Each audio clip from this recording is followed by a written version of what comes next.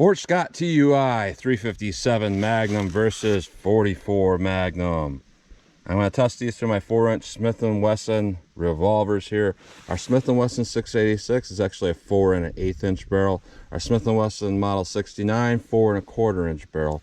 Pretty much the same thing here. So our Fort Scott TUI is a solid spun copper projectile. It's meant to tumble upon impact. And I talk about that a lot when I do my ballistic test, that sometimes if you don't get expansion on hollow points and you get tumbling, you get pretty good performance. And they just went for tumbling right off the bat. Let's just do tumbling, and that makes a lot of sense because a tumbling bullet is often longer than the width of a bullet diameter is. So you often get a lot of damage, and with solid copper bullets, oftentimes, or most of the time, or all the time I should say, the bullet is pretty much longer than a lead core because copper is less dense than lead. So it does make a lot of sense to make a bullet out of copper that you're going to tumble. Back in the day, there used to be like Super Police bullets, 38 Super Police, that did the same thing. 200 grain 35 Remington bullet loaded into a 38 special case at slow enough velocity. Now these are not slow velocity, but they still are designed to tumble with just the way they are designed. So our 357 Magnum is rated at 1424 feet per second, but that's through a 6-inch barrel. Our 44 Magnum is rated at 1697 through an 8 1/4 inch barrel. Yeah, I know that's kind of weird barrel lengths. Most people say that's not practical. However, we're not really trying to get any particular expansion threshold, so it shouldn't really matter if the velocity isn't super fast. So we'll see what we get with these. So I'm going to go through the chronograph, see what kind of velocity and accuracy I get at the same time. Then I'm going to do my 10% clear ballistic test.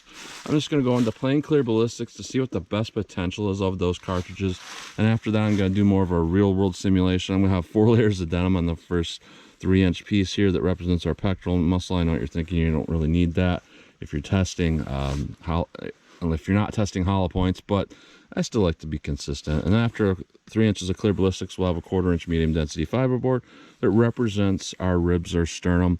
That'll be more of a real world simulation. A lot of people ask, why do I not put this at the end here also? And my main reason is because by the time you go through all this, you've slowed your steam down of that bullet so much that if you would have gotten 19 inches, 20, 21, 22 inches, they're all going to look like they stopped at 19 inches here. So, it doesn't really tell me a whole lot to put rib simulation on the back here. So then after my ballistic test here, I am going to shoot up my steel to see what kind of practical accuracy and shootability I can get. So let's get started with this test. All right, first up we have our 357 Magnum rated at 1424 feet per second through a 6-inch barrel. Doesn't necessarily mean we won't get that, because you never know what gun they're using or how fast the barrel or twist rate is and all of that. 4-inch usually gives you pretty good velocity, but anyways, let's see how close we get to that 1424 feet per second through my Smith & Wesson 686 here. 1318. 1213, 1243, 1176, 1252. That'll be that last one. So very inconsistent. I will say through this gun, a very mild recoil, but not anywhere near typical 357 Magnum energy. 44 Magnum rated at 1697 through an 8 1/4 inch barrel. Let's see what I get with this. 1304, 1314.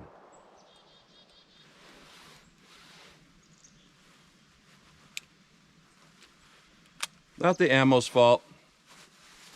The glove got stuck in the trigger there. So there's just enough recoil to push my finger up there. Keep going. A lot of recoil.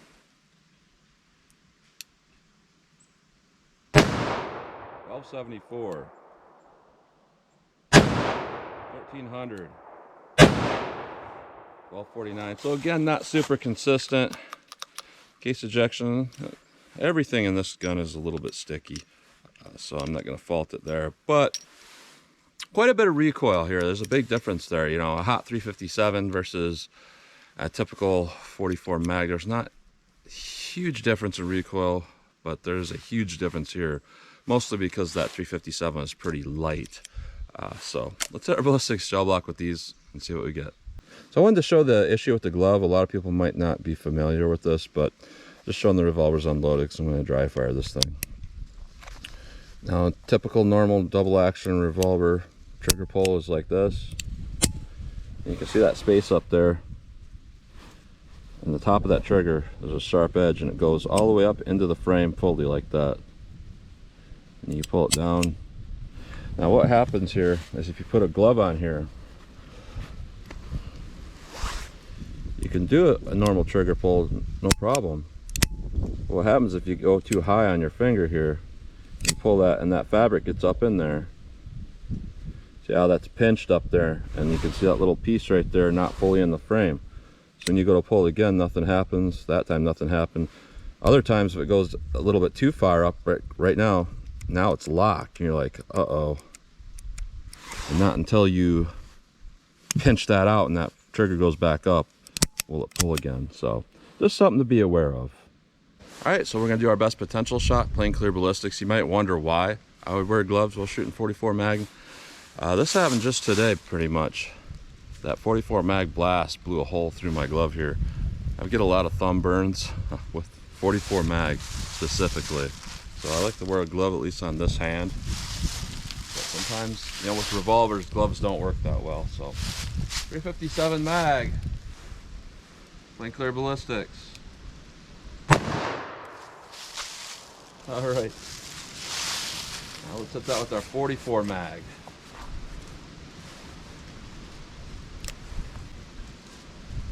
Take a look.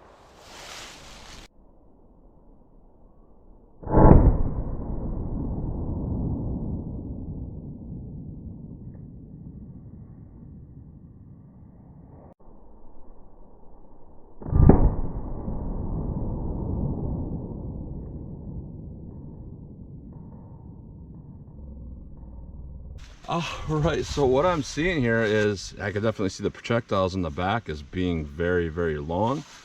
That's exactly what you need for tumbling. And what I'm seeing here is a lot of damage, not so much with the 357. The 357 looks about the same as any other jacket of hollow point as far as damage. Our 44 mag definitely has a lot more damage in there from all that tumbling. But what I'm seeing here is some extreme over penetration, at least with the 44 Magnum. So I'll pull these out. We'll take a close look at them because we don't need to measure them. But what we're looking at here is 22.5 inches with our 357 Magnum. That might not look right to you because the camera parallax, but I'm looking straight on. We are exactly 22.5 inches penetration. That's kind of within a range where I'm not really concerned about it.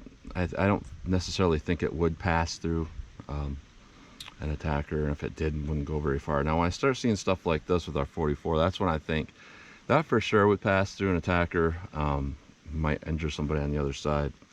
But what we got here is 29 inches of penetration, so that's quite a bit of penetration. Now let's put on our denim and our MDF. The denim, I'm just doing it for consistency. It's not really going to do anything.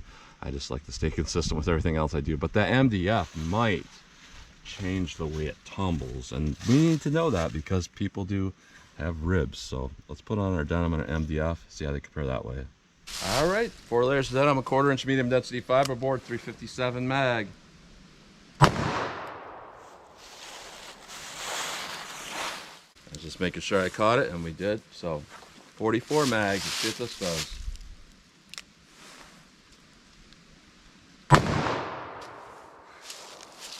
Take a look.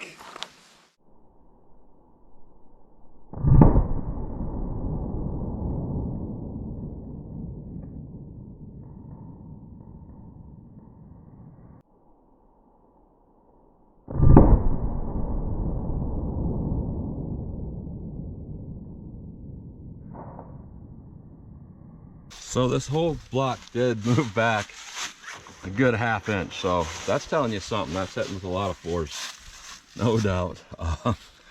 But what we're seeing with the 357 mag is almost no change here.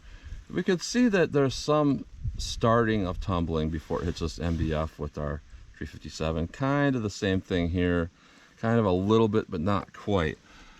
The results look the same with the 357. A little bit less penetration. We're at about 21.5 inches, which is fine. With our 44 Magnum, this caused a lot of damage here. Pretty much the same as it did in our plain gel shot. Once it went through here, it still tumbled. So the fact that it hit the MDF didn't really impede its tumbling. So it still tumbled, did a lot of damage here. That would be very, very, very effective, no doubt. But the problem is it is over penetrating. This time we got a little bit less at about 28 inches, but it's still over penetrated. So that's concerning to me a little bit. Now, if you're a hunter, you might like that, getting a pass through of, let's say, a white-tailed deer or something. But as far as self-defense, I would probably stay away from that. Our 357 mag, on the other hand, I would say that's probably a pretty good self-defense load. And the main reason why I'm saying that is because the recoil was a lot lower, the velocity is a lot lower than a lot of rounds like this. So it was very controllable. I could see that being pretty effective self-defense load, even though it didn't cause a massive amount of damage. I would still say a hollow point's better, but its shootability, it's not extremely low over penetrating, so it's gonna do okay. So let me pull these out. We'll take a close-up look at these, and I'll shoot my steel, see what kind of practical accuracy I can get with these. All right, so here's a close-up look at these bullets, and you're not going to learn a single thing from this because they're the same going through the MDF versus no MDF, because copper is hard, very, very hard. When you're talking about like normal lead core copper bullets, you have a very, very thin layer of copper that's, you know, somewhere around 30 Brinell hardness, but it's paper thin. And then on the other side of that, you have basically a lead core that can be pure lead, you know, as low as 5 Brinell hardness. So you don't have a lot there for hardness. But when you're talking a solid copper spun, you're copper through and through. That 30 Brinell hardness, you know, that 6 times harder than lead, is through and through. So basically when you hit that MDF or you don't hit that MDF is basically marshmallow compared to this. So you're not going to get anything, any deformation with these bullets. You would have to hit like solid oak or something and have it go deep into it for that bullet to deform, or they're going to deform when they hit the steel, they're going to deform when they hit other types of hard metals, but they are not going to deform in anything that's less hard than them. And everything here along the way is way less hard than them. So that's a close-up look at those bullets. Which one's the MDF, which one's the gel, who knows? Hard bullets. All right, so for everybody that likes long distance shooting, you're in luck. I've decided I don't really want to be up close to that steel with solid copper bullets as powerful as the ones from the 44 mag impacting that steel. I want to bleed off some of that energy so that they don't hit so hard anyways. Plus it does seem to be hunting ammo with that 44 mag, but 357 mag, 75 yards. See how this stuff does for me.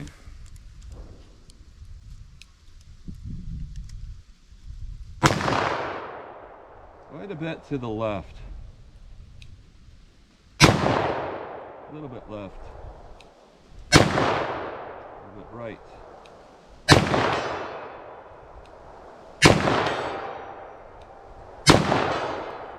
Just getting the feel for that ammo.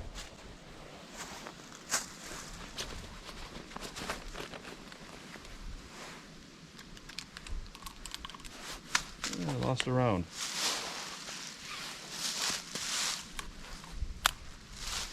I'll keep going here.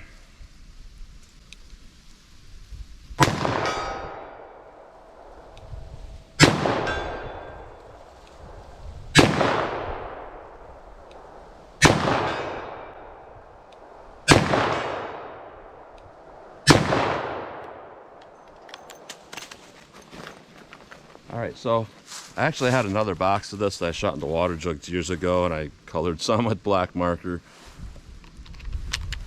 thinking that they wouldn't read through the chronograph. So let me shoot these ones. same ammo.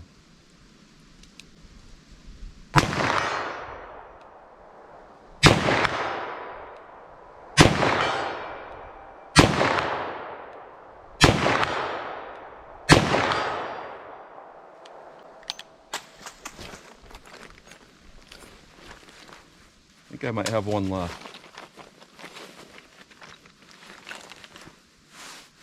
Yep. Let me run that single action. Come on, dear. So I felt like I had to aim to the right with those. It just seemed like a lot of those impacts were going just a little bit to the right.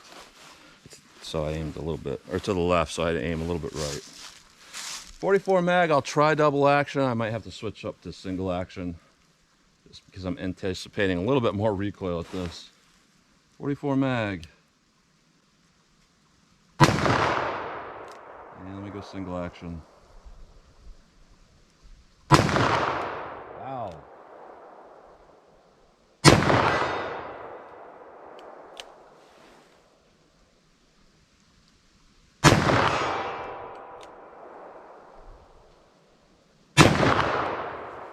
So it is a lot harder to hit with those just because, you know, you're trying to get a nice light trigger press, but at the same time, you have to stiffen up that wrist a little bit so that the gun doesn't fly out of your hand. So it's kind of difficult. Let me keep going here.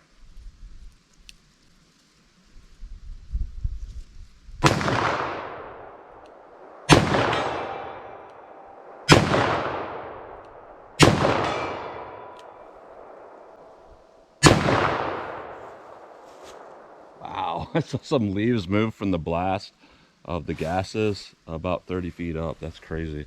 And my thumb is black and it's getting burnt with every one of these shots. That's why I'm kind of anticipating that recoil. It's kind of hard to shoot. Let's see here. I think I got a couple rounds left.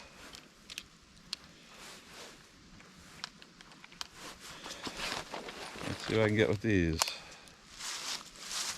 Single action here. Just for fun. Let me see how much recoil this has if I don't control it. It's not too bad. See, I think one thing I was doing there was I was kind of subconsciously aiming a little bit to the right because of that 357 Magnum heading to the left, and I kept seeing impacts to the right of the target. I'm like, darn. I'm still doing that with this, even though this ammo wasn't shooting to the left. So anyways, what I'm seeing with this ammunition, nothing too incredibly impressive with it. You know, there's a big discrepancy between the 357 and the 44 as far as power goes. You know, 357 and 44 mag and 4-inch revolvers, if you're talking typical ammo, you know, you're talking a difference of a couple hundred foot-pounds energy generally. 4-inch barrels, maybe 300, but usually about a couple hundred. With this, it seems like there's a bigger discrepancy in the energy numbers, so there's a huge discrepancy in the velocities. Velocities were pretty inconsistent, especially with that 357 mag. Like, I felt some that they felt like the rest of them, and then I would all of a sudden get one that felt way more powerful. And I even missed on one where I was going ding, ding, and then it was way more powerful than I missed it. And then I went back and I hit the one after that felt normal. So quite a bit of inconsistencies here, quite a bit of felt recoil on the 44 mag. Ballistically and the gel test, not particularly impressive. Unless I had to go through a hard barrier, I'm not really sure that this ammo I'd feel comfortable with. I'm not sure that the tumbling is really going to do any more for you than a jacket of hollow point. Now, if we were talking 38 Special 380 ACP, that's when I am going to say I think there would be some significant advantages with stuff like this. But when we're talking 357 mag, 44 mag, ammo that never has too little power to expand a hollow point or penetrate adequately, doesn't really make a whole lot of sense that you need tumbling, because at that point you're going to get what we saw. If there's no expansion, you're just going to push deeper. So I'm not really sure this is great ammo. Now, I think it would do a very good job hunting. That 44 did a lot of damage, but as far as a defensive load and a normal defensive size revolver like this here, probably not the best choice. But that's what you get today. I don't really know what else to say about it. It's interesting ammunition. It would be effective. It's just that I'm not sure it'd be more effective than traditional ammo. So that's what you get today. So as always, comment, share, and like, and thanks for watching.